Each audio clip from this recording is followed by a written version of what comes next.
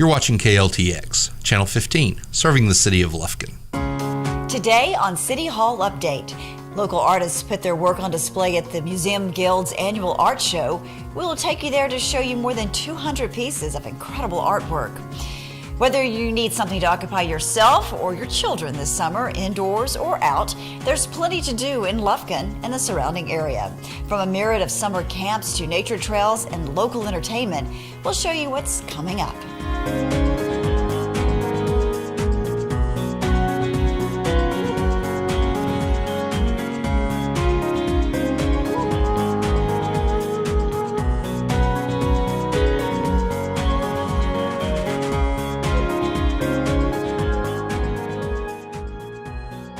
Hello everyone, I'm Yana Ogletree and welcome to the May edition of City Hall Update. With the weather finally becoming consistently warmer, it's definitely time to start enjoying the outdoors with your family. That means dog parks, picnics, walking trails, and more. The fresh air and sunshine are great for exercise as well as improving spirits that often get low while shut in for the winter. We sat down with the Director of Parks and Recreation for the City of Lufkin to talk about some of the available trails and upcoming outdoor events in our area. We're fixed to start up our summer recreation program. It's one of our biggest attractions we have during the year because people are out of school and looking for things for their kids to do. So we start registration. Our classes stagger. Some are monthly, some are weekly, and they run throughout the summer. But we'll have a summer session 1 that we start registration April the 30th, and then classes begin around May the 14th. And then that'll be for 6 weeks, and then we'll have another session of the rest of the summer will be another 6 weeks. And through that, we have karate classes, we have dance classes, we have Zumba classes, we have all kind of line dancing. We're also offering a lot of special summer programs where we have camps like softball camps and baseball camps. We'll have some gymnastics camps, and of course we have gymnastics classes, which is one of our biggest attractions there, and Zumba. And we have some things to spin off of Zumba, have some Zumba type dance parties and some special exercise classes like that. So we have a lot of things that are going into that area. And then in the sports side, we run adult softball leagues throughout the summer, so we'll be running those. And then of course, one of the biggest things that we'll be gearing toward will be our Little League playoffs and softball playoffs, because as like I said, we had World Series champs in Little League last year, and so we will be gearing up for another successful season for Little League. We'll be picking all-stars and begin playing latter part of May and June. You can register on the phone. You can call 633-0250 as Parks and Rec, or you can always come down the downtown center, 125 North First, and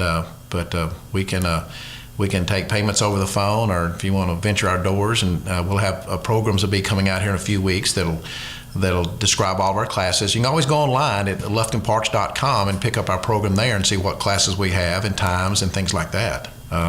We also want to encourage people to use our outside facilities in the parks. The summer is a great time to utilize the parks, of course, and we have 3 spray play pads that at Jones Park, at Kiwanis Park, and Chambers Park that open up the 1st of May. But we do have a swimming pool that every year at Jones Pool that we try to open up the end of May. If we can find lifeguards and get everything going that direction, then we hope to offer the swimming pool at Jones Pool for people to swim there free for the summer. We have pavilions you can reserve, go out and have birthday parties and just family reunions. We have indoor facilities that someone can utilize those at Chambers and Brandon Park. Fishing in the parks, tennis, we have a skate park, disc golf, you name it. There's so many things to get out in the community to do, and we encourage people to do that and use our facilities. We have several nice walking trails, because Azalea Trail, 1.9 miles, runs between Kiwanis and Grace Dunn. It's a great avenue to get in shape and walk that trail. And if you're really ambitious to go out to Kitmaconoco, it's like 5 miles of that's more of a bike trail. You can go out and utilize that. And then of course we have our news trail at the zoo, where it's a crushed granite trail that's about a year old. It's beautiful out there, and we would encourage somebody to, you go out there. The zoo is one-stop shopping. Man, you can go to the zoo and you can walk the trail, you can play on the playground, you can go into the zoo, you can ride the train. Lufkin has a lot to offer in our world of parks, and we encourage people to come out and utilize that.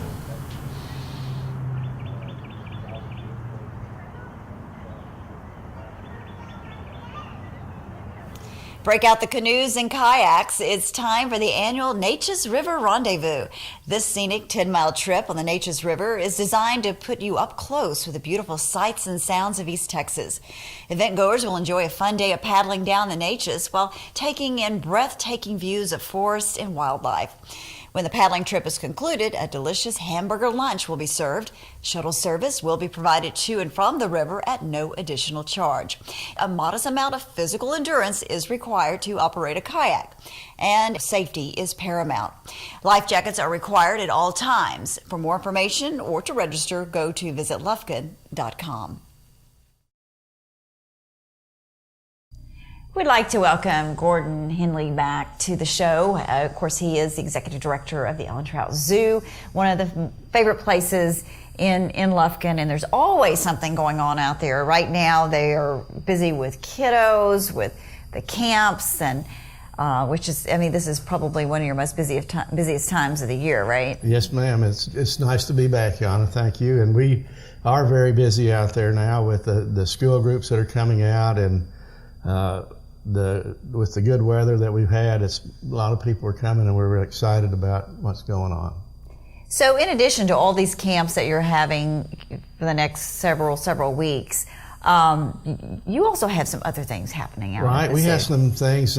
We've had our our main reptile exhibit area closed for a while to be remodeled, and we're finally getting onto that, and it's going to be nice when we get it opened again, and that should be before too long. Then we're also preparing a building for a Louisiana pine snake facility, which will be dedicated to Louisiana pine snakes and to their conservation. So that's going. We're excited about that. And how big is a Louisiana pine snake? Does it need its whole building? We want, the goal of the program is that's SSP, or Species Survival Plan, being managed by 4 zoos: Fort Worth, Memphis, Audubon Zoo in New Orleans, and the Allen Trout Zoo. And the goal is for each zoo to have 100 snakes, 50 breeding pairs. And then through that program, we will be able to maintain the genetic diversity of the captive population, and at the same time take lots of snakes back out into the wild and release them. So, and we're doing that now in the National Forest in central Louisiana.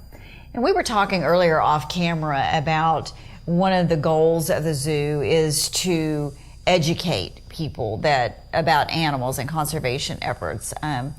It's not just to house animals, and there's obviously an educational piece to that. So with that, thinking about the pine snake, that is a non-venomous snake. Right.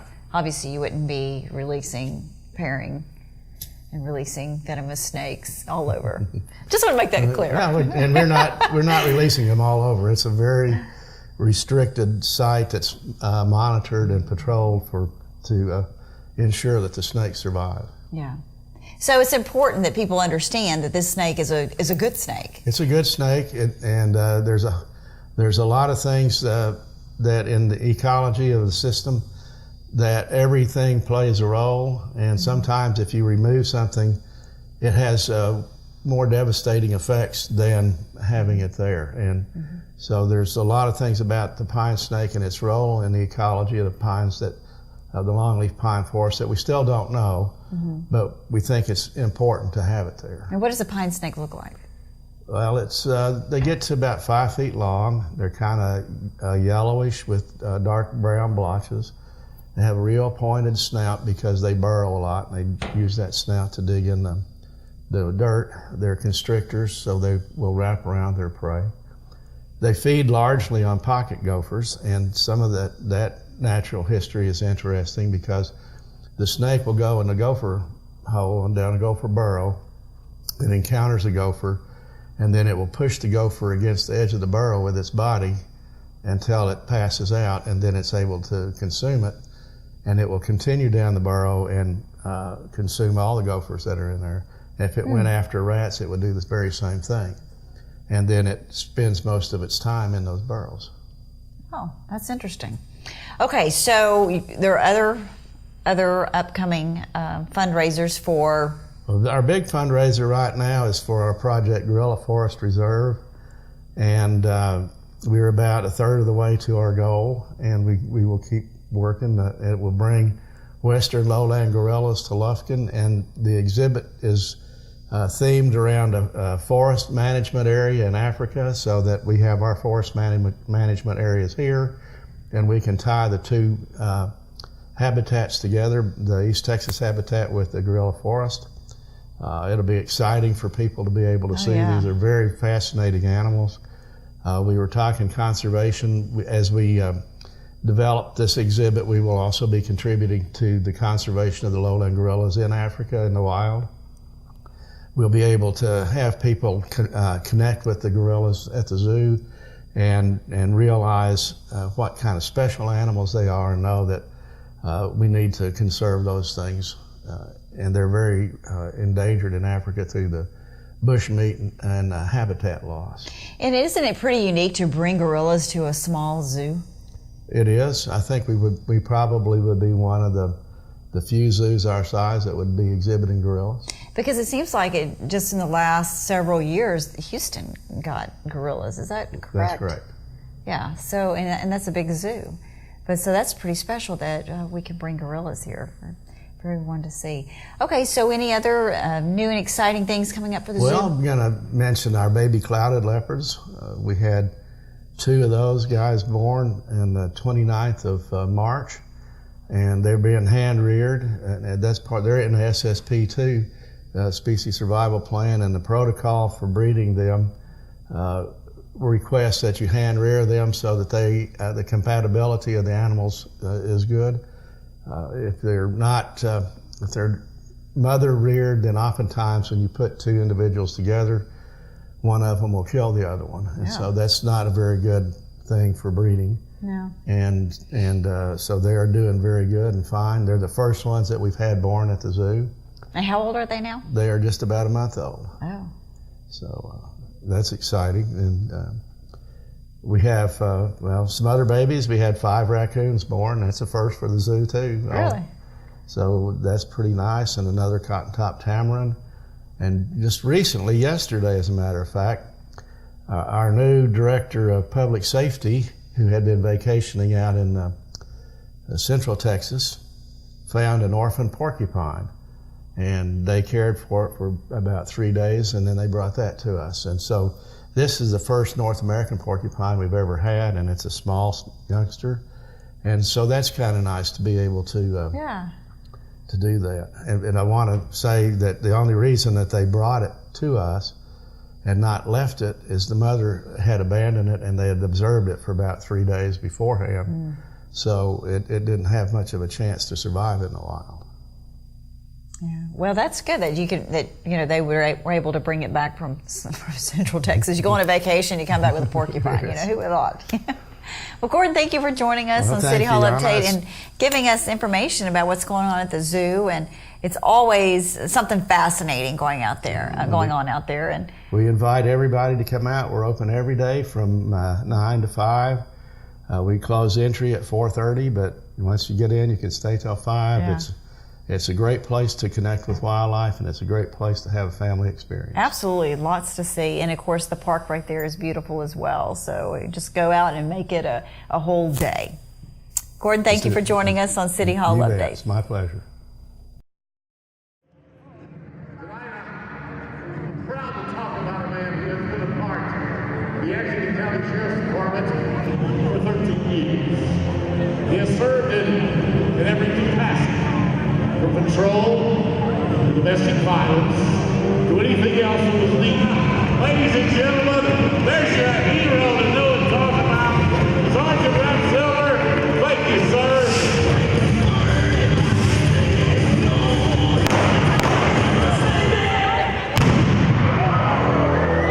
Well, I hope that gets your fire going on a Friday night. Yes, is black. The fastest hot bucket horse. What I do.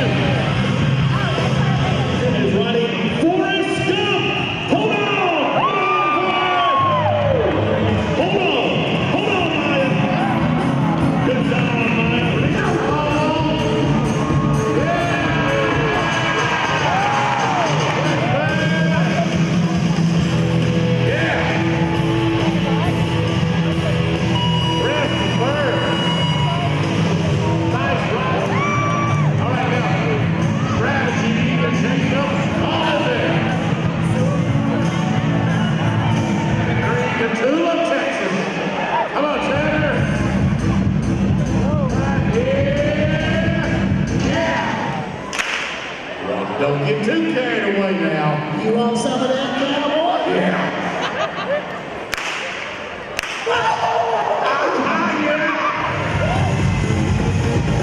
Here we go. Remember the artist with the coat coming out there?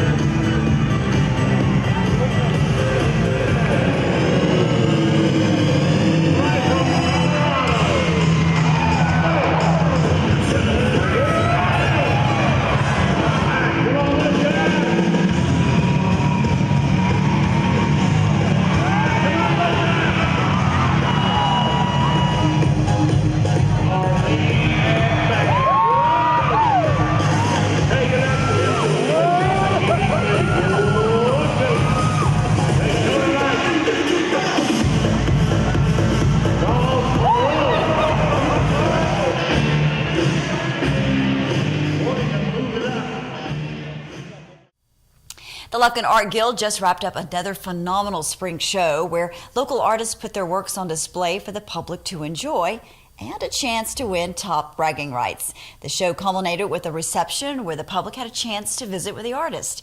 We caught up with the president of the Lufkin Art Guild to learn more about this annual event.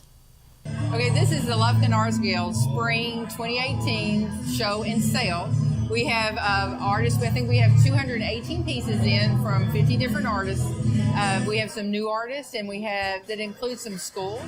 But the point of the shows is to expose our community to our art and to involve the community in the art. And so this year we're going to do something a little bit different than what we've done before. Usually this is pretty much since the end of our season.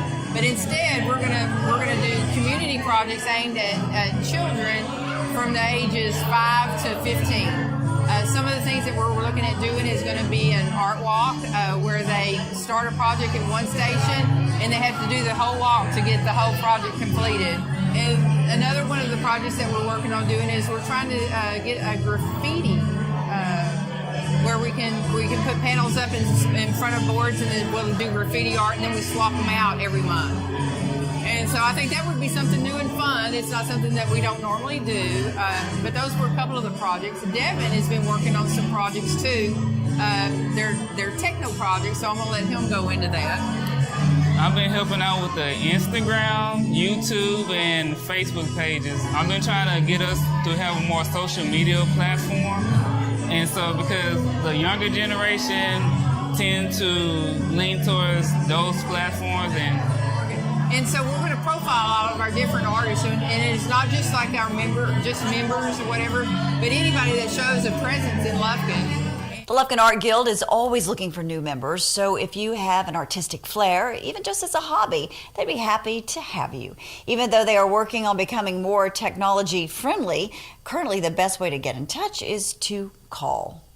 My phone number is posted on our web pages, which is the Friends of Lufkin Art Guild. Any member of the community can join that guild. And then we also have a closed side, which is for members only, which is the Lufkin Art Guild on Facebook. So we have friends and then members. and also we have an Instagram page, Lufkin Art Guild, and they can find us on there as well. The next show won't be until the end of November, so there's plenty of time to get to know the Art Guild and put some work together if you're interested in participating in their fall show.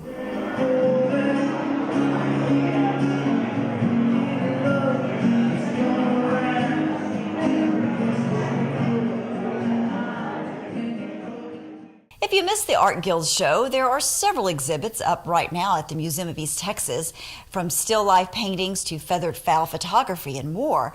The enriching displays are sure to catch your eye. Thanks to the generosity of our patrons and our sponsors, we are open to all for no charge.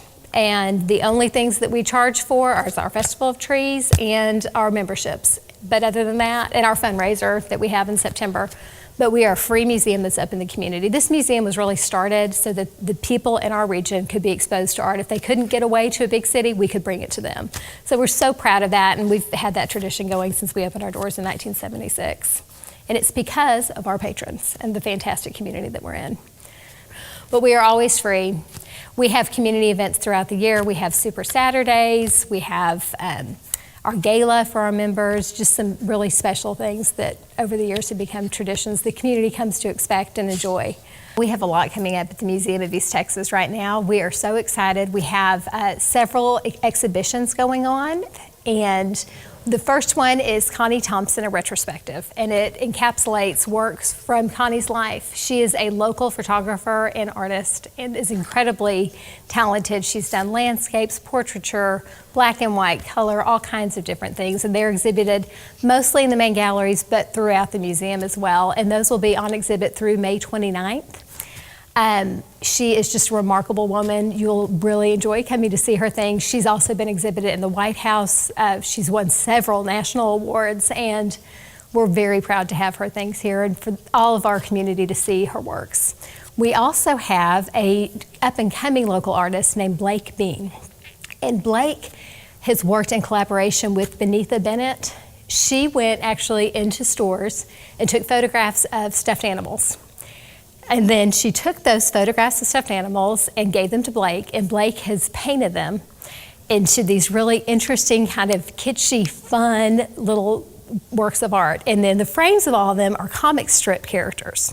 So it's really cool to see how that collaboration worked, how he was able to take the pictures, the cute little stuffed animals, make them into frameable art, and then create the frames around them. It's really fun. We've had several children's tours come through and see them, and every time they round that corner into the gallery, it's just these gasps of, oh my goodness, because it's really fun to see stuffed animals on a wall, those pictures. We also have the works of Stan Bohan, and it is Wood Spirits and Their Stone Allies. It's a group of sculpture. They're really phenomenal. You can get up close and near them. They're all throughout our hallways off of the main gallery. And those are up through the end of August, so you can come and enjoy them and just see how he's inspired by nature and by spiritual things. It's really an interesting look at the world. And he's also one of our famous art camp instructors, which brings me to art camp. Our art camp opens at the end of May, and it's going to run through the summer. It is available. We have a thing called We Art, which is for 3-year-olds and a parent or guardian. We have 3 sessions of that, and those are 4-day sessions. And then we also have Art Camp, which is for ages 4 through 14. You can sign up from 9 to 12 in the morning, 1 to 4 in the afternoon. Pick your classes if you're ages 7 and up, and you can come all day if you want to. It's very reasonably priced, and we do have scholarships available. So if it's something that you think you'd like for your child to do, but you're not sure you can afford it, get in touch with us. That's why we have the Festival of Trees every year, so that we can fund those scholarships for our children. And it's been, I can't even remember how many years we've been doing it. It's been a long time. It's a Texas tradition at this point, and we are so, so proud to bring in grandchildren and people from throughout the region for our art camp. We have professional instructors, and we hope that you'll bring your children to that. You can get a lot more information about that if you go to our website, which is metlufkin.org, and you can register and sign up.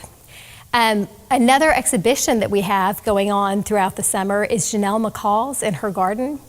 And it is, if you're familiar with Lufkin, you're probably familiar with Janelle McCall's name. She is a phenomenal artiste, and she works in all kinds of different mediums. So in this particular exhibition for us, she has quilt work, she has paintings, and different things that have inspired her from her garden. And so it's really beautiful. It's one of her favorites that she's done here. It's lots of bright colors and happy things, and we're very proud to have her here. We also have an exhibition called Understanding Art, and that will be up through the summer as well. And it goes through kind of the story of how do you understand art. It was geared towards our school tours, which we do every year, but it's a lesson in history, in art, and how to look at art and different ways of looking at lines and curvature and perspective and those kind of things. And it's a really neat mixture of things from our permanent collections that we're so proud to have and so thankful to have.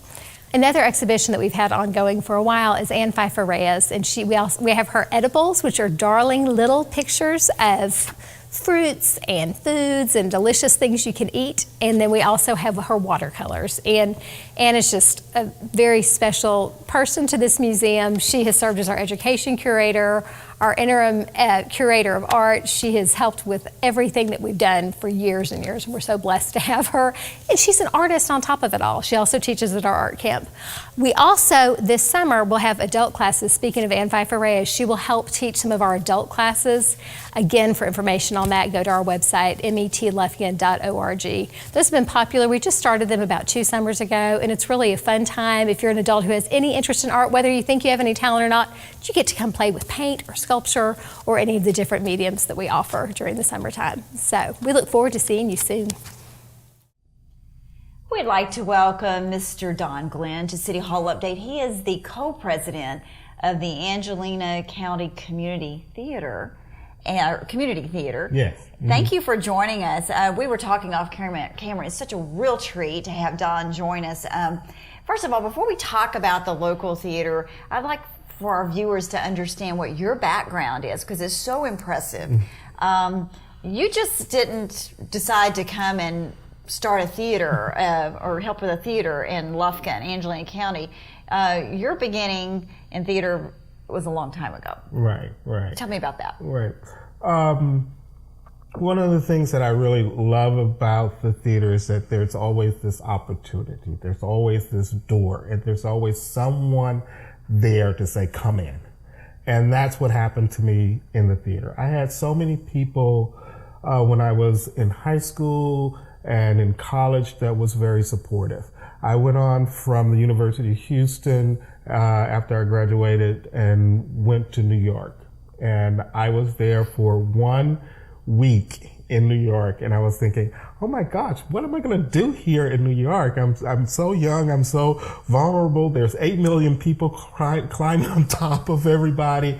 And I decided to go to the New York Public Library and fill out an application. And the next day they called me and asked me to be one of the historians for the Lincoln Center archives. And I was just, so I said, okay, that's it. I can't go back to Texas. I have a legitimate reason to be in New York. And as an artist, I worked there in New York for 20 years, but was a part of the off-Broadway community, developing new plays as a playwright, producing works for underheard voices such as women playwrights at the time. Sylvia Gonzalez S. was one of the main playwrights that we produced and received off-Broadway accolades and awards. My theater company, I was the artistic director for, was Mutt Rep. I was also part of the New York Council on the Arts to assure that theater was being produced and produced properly.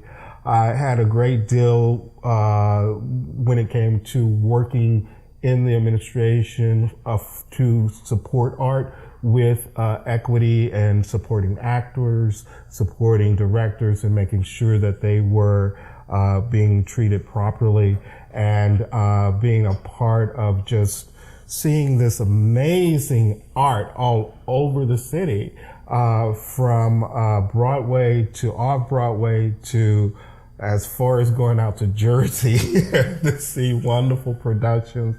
And being a part of that was just amazing. I bet it was. And now you're bringing all that expertise and knowledge here to East Texas with the community theater. Tell us about that.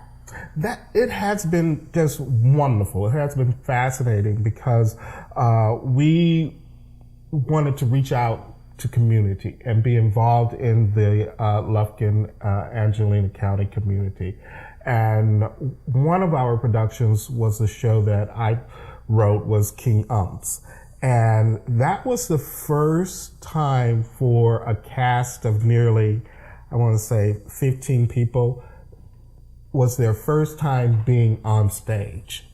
And that was just an incredible experience because we were able to shape these people that felt the need to want to be on stage and tell a story and be a part of the theater. And it was also a plan that we reached out to the African American community a community that usually don't have those opportunities when it comes to regional theater. So fascinating things have happened.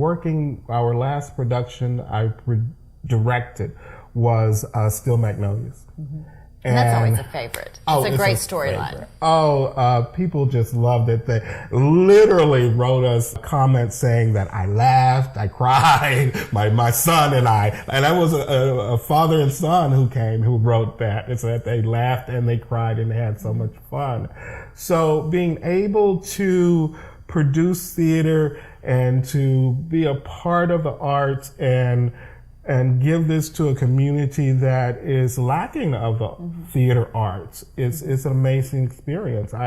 People come up to me at the end of the shows as I was part of the show as an actor, and they shake my hand and they say, thanks for bringing this to our community. And some people pat me on the back and say, now don't leave. And that's good advice. So, you've come off a successful show with Still Magnolias. Yes. And now you're about to head into the summer and you're going to offer something a little bit different, and that's your kids camp. Tell me about that. We are in our third summer, our third season with Kids Camp, and it has always been a tremendous hit. It is an amazing program. It's a 2-week program. It starts June the 18th through the 29th, and the program ends with a great performance of a musical. This year is Little Mermaid Jr. Okay. And Teresa Racklin. That should be fun. Oh, it's going to be a hoot. Teresa Racklin will direct that show. And the camp is a wonderful camp. For 2 weeks, they focus on learning theater, being disciplined. It's amazing at the end of this 2-week and 8 rehearsal process.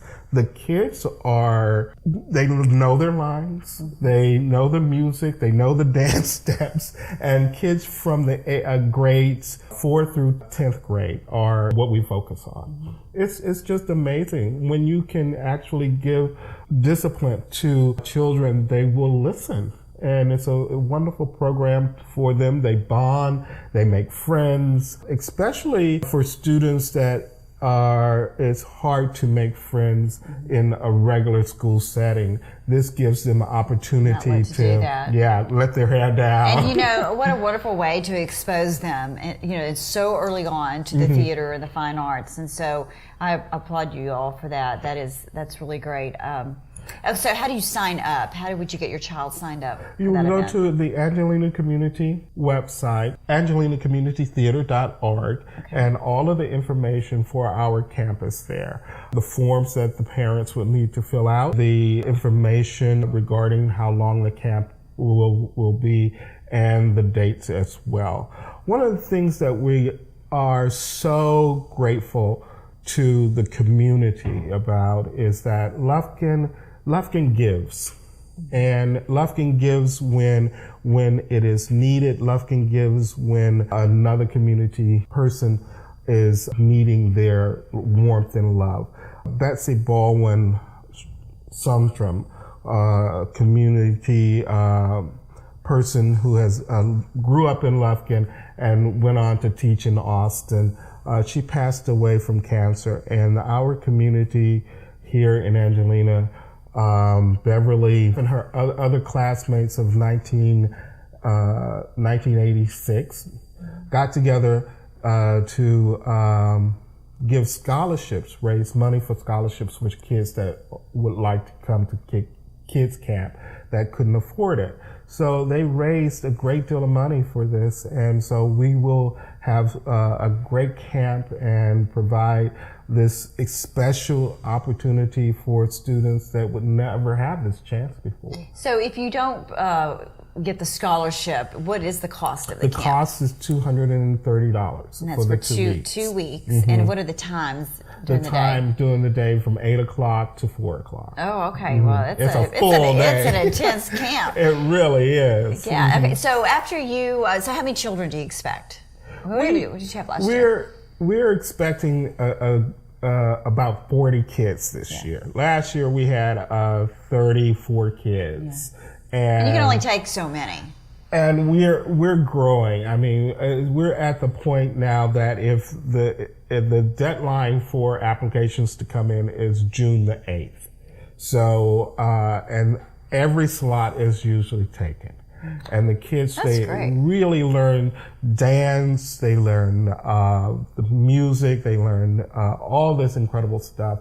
And we have the first week of master classes from artists that will come in and teach makeup, fantasy makeup, we'll teach stage movement, we'll teach dance, and all of this information that they are taking in at the first of the week, stuffed into their brain so that they can put on this incredible, amazing show in the end. Well, gosh, I want to sign up. Probably just a little bit past the age limit. Just a little. Well, that sounds like a lot of fun. Something that kids can look forward to right here. Okay, moving on through the year, do you have another performance scheduled? Well, also in June we'll have Greater Tuna.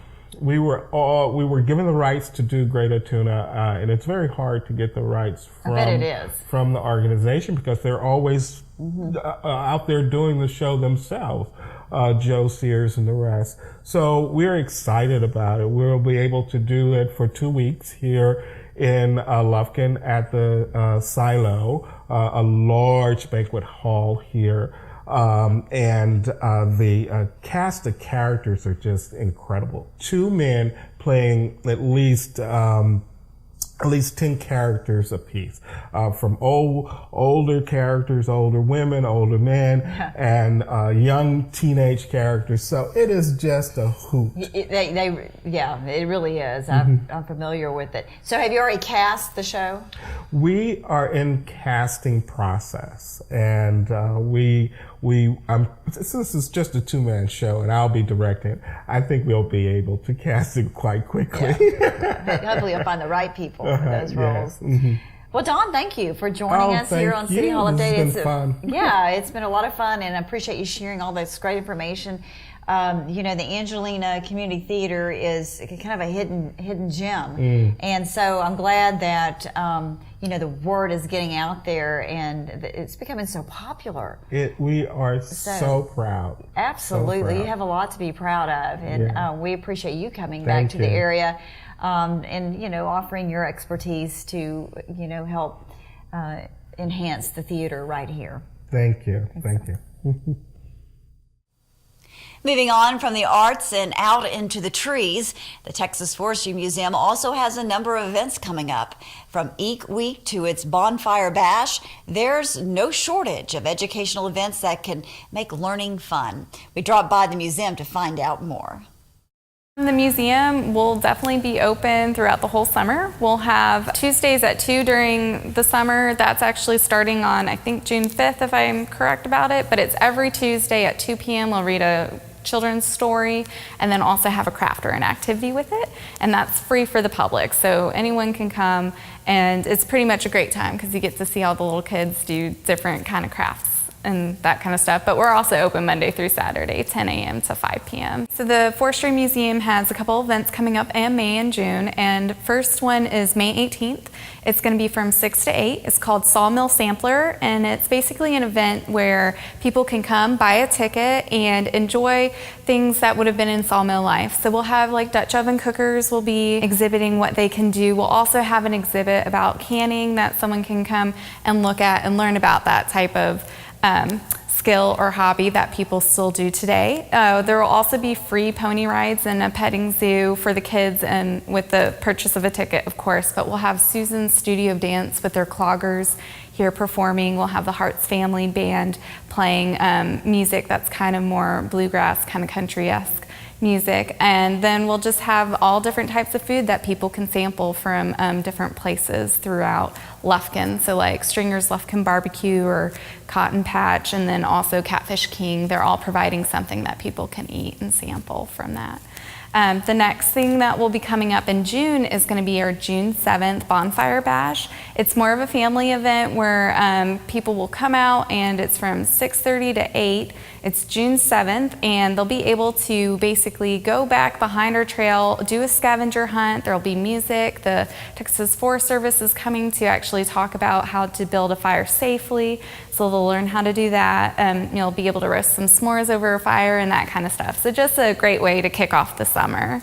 Lastly, we have our summer camps coming up, and so we'll have our Eek Week summer camp with our 5th through 7th graders, and that is going to be from June 11th to June 15th, and it's going to be from 8 a.m. to 3 p.m. And what we do with those kids are we basically take them to different sites throughout East Texas where they'll learn about nature or the environment in some kind of way, and so it's like more of a field trip kind of camp. And then the next week after that, which will be from June 18th to the 22nd, we'll have our Timber Tots camp, which is with our little kids here at the museum from 10 to noon. And that's the ages of pre-K to about kindergarten.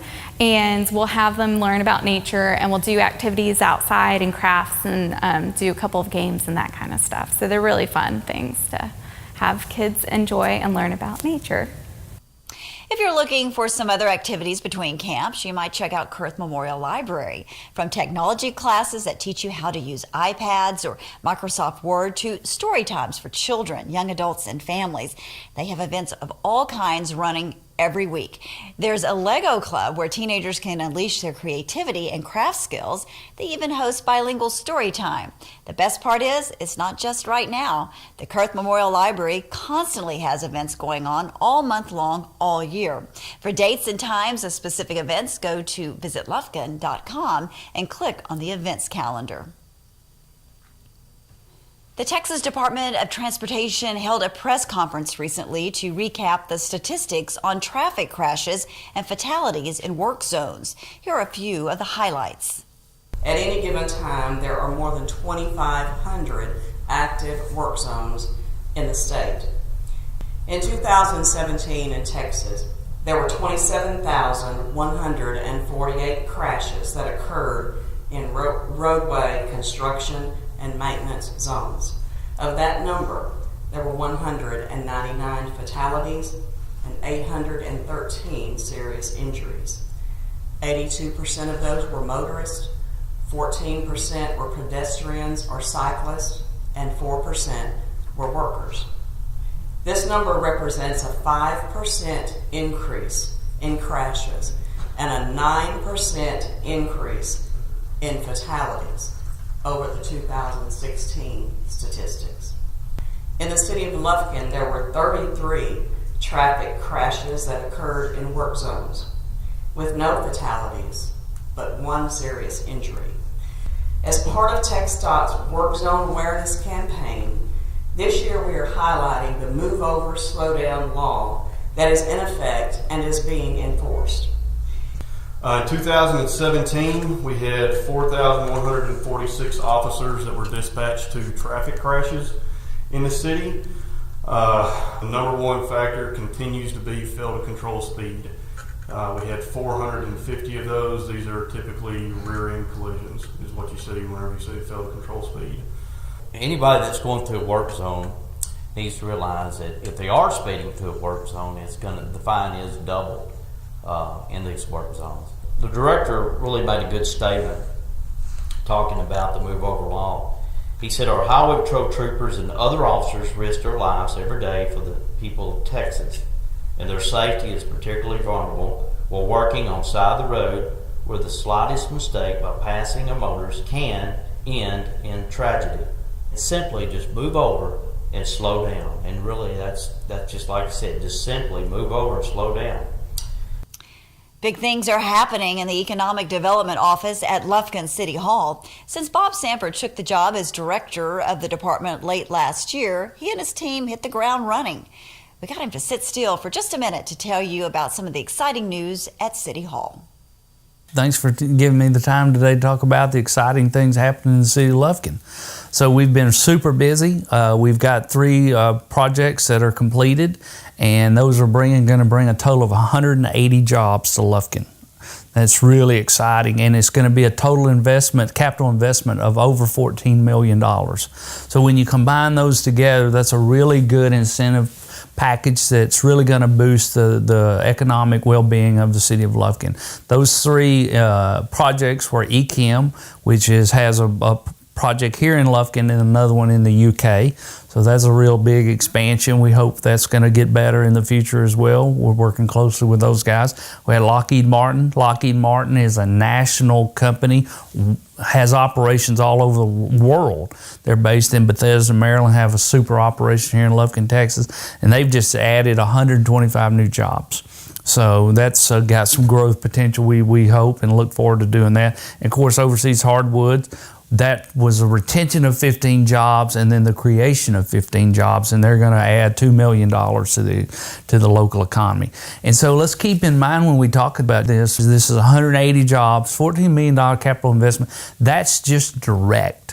So some Chamber of Commerce statistics would tell you for every permanent job created, there's 6 spinoff jobs. People at the grocery store, the hardware store, getting their oil changed. I mean, it's just a big, gigantic sphere around these jobs, and we're super excited here. What the contribution of that is, I think it's the support of the mayor and the city manager, the 4B board, and the council for the economic development. They've given us great latitude to go out and be creative, implement new technologies to find these jobs. And of course, Lauren Stacy has been a big help to me. She's a very good employee, and it's just a good team effort here. I mean, everyone is working towards a common goal of making the city of Lufkin better.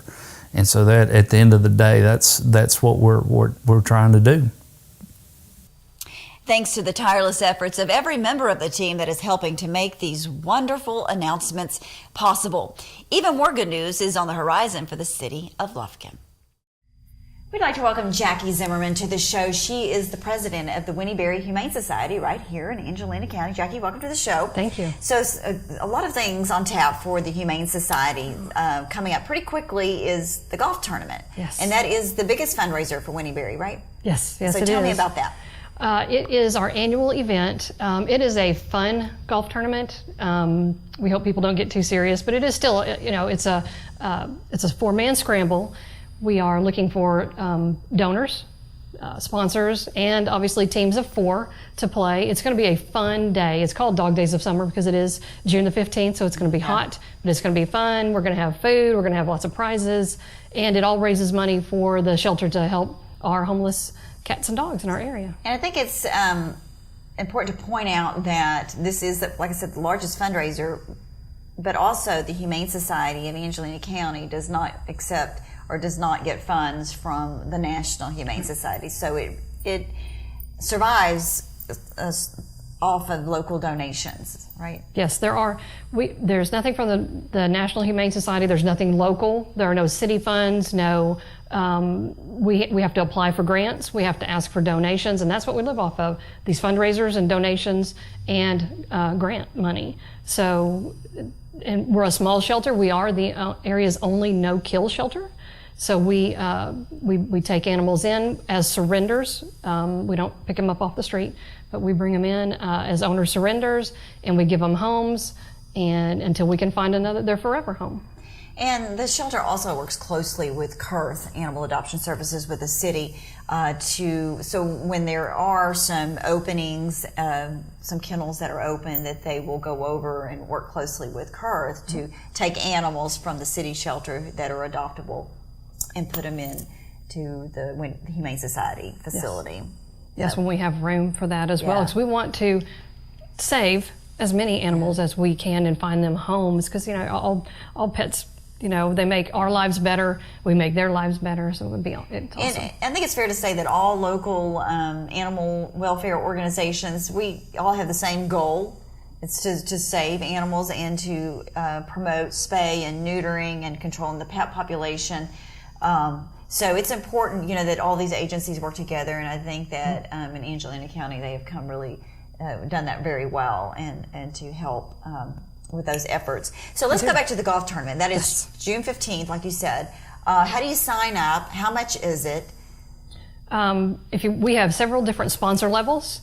And we have that form on the Winnie Berry website, so it's winnieberry.org.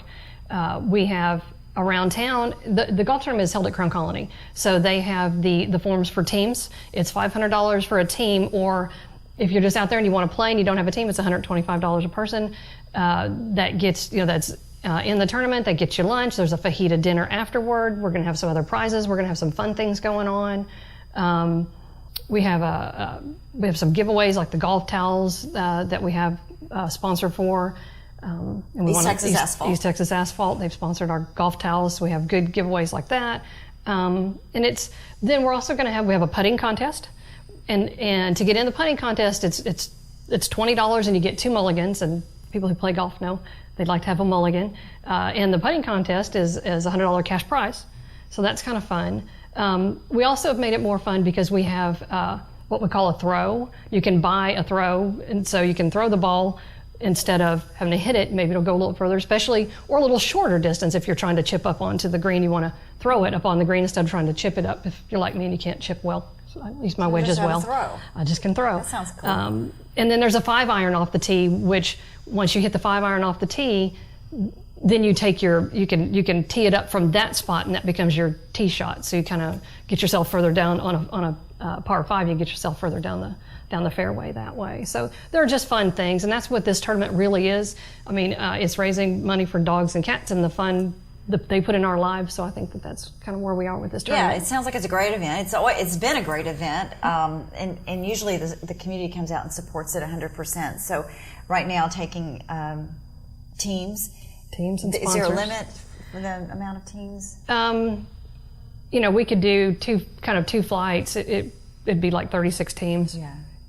That'd be a limit right now. So we were about half there last year, about 18 teams. So we could take a lot more teams, and it's just good fun. Good fun day. It doesn't start until noon with the putting contest, and then we go into the afternoon. So you're not even missing a whole day of work. Yeah, you get to work Just half a day. Work half a day on Friday, come out and have fun.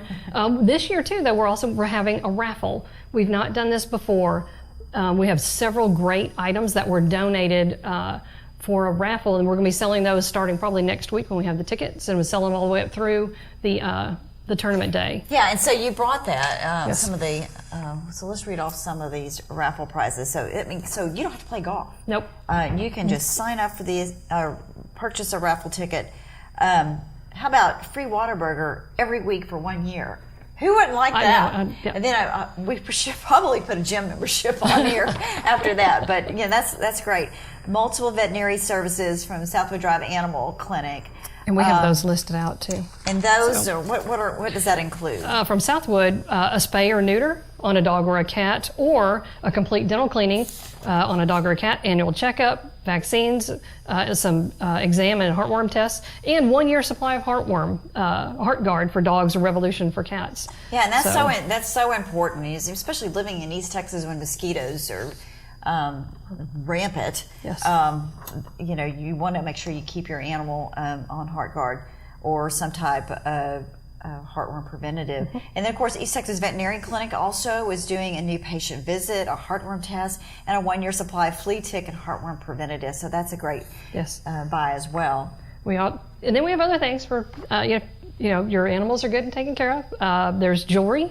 Beard Fine Jewelers has given us a bracelet and an earring set. We also have a laptop computer and a case from Security and Data Services. They've been very generous. Yeah, Dell 2-in-1. Yes. Yeah, it ought to be. It looks good. And for the golfers, we do have an item. We have it's a Cleveland, it's a wedge and a golf bag. So from Academy. So that was a really great donation. So we have a good variety of things that should. The Green Egg and Omaha Steaks donated by Ferguson's, and then the Weekend Getaway with Pine Creek Country Inn, and of course Bobby Nichols with Lufkin Jewelry on the Square is donating a men's watch. So a lot of great items up for grabs, but on the raffle here, anybody can purchase a ticket. You can go online to winnieberry.org to learn more and how to purchase. Can you purchase from the website? Or is that a possibility? I don't know. We're not going to be able to purchase the raffle tickets because Please they're going to be find numbered. any member from the Humane Society. Any That member? would be Jackie. can Or find myself. me. There's a Dr. Doug Ashburn, Nancy Hallett, Jennifer Basson, Mike. Linda Daniels, Linda Daniels. Mike Koenig From Yates Broadcasting. Yates Broadcasting. So there's Val Dobrevik. Don't forget about Ralph. And Ralph Loggins. Oh my gosh, who could forget Yeah. about Ralph? And I know we probably left some people out. We're just trying to do it off the top of our head. Jennifer, not Jennifer, Stephanie Stevens. Stephanie Stevens. I always want to call her Jennifer. Yeah. But anyway. So a lot of great opportunities to win some great prizes and at the same time help out animals at the Winnie Berry Humane Society. Jackie, is there anything else that we left out that we need to add about the upcoming event? Just to, even if you don't play golf, I mean, if you can make a donation, because the money raised continues the services.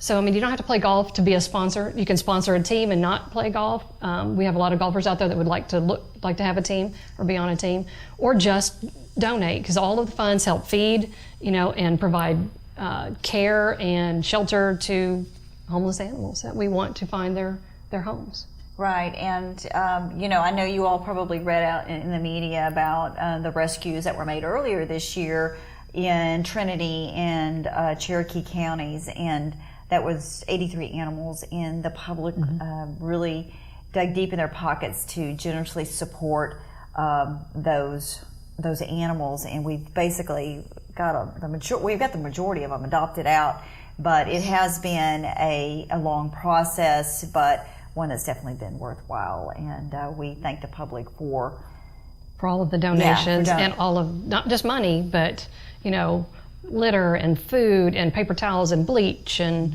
all the things we need to clean the shelter. If you don't want to buy cat food or dog food, we certainly need paper towels and cleaning supplies that help clean the shelter. And of course, volunteers are so critical to the organization's success. So we can always use volunteer groups, and that is so greatly appreciated.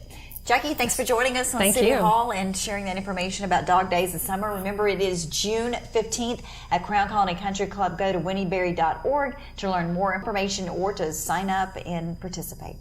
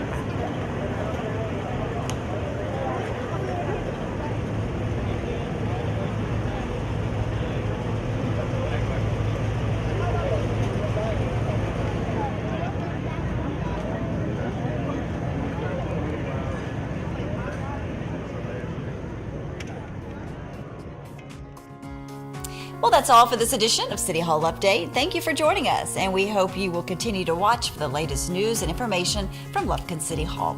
I'm Yana Ogletree. Have a great day.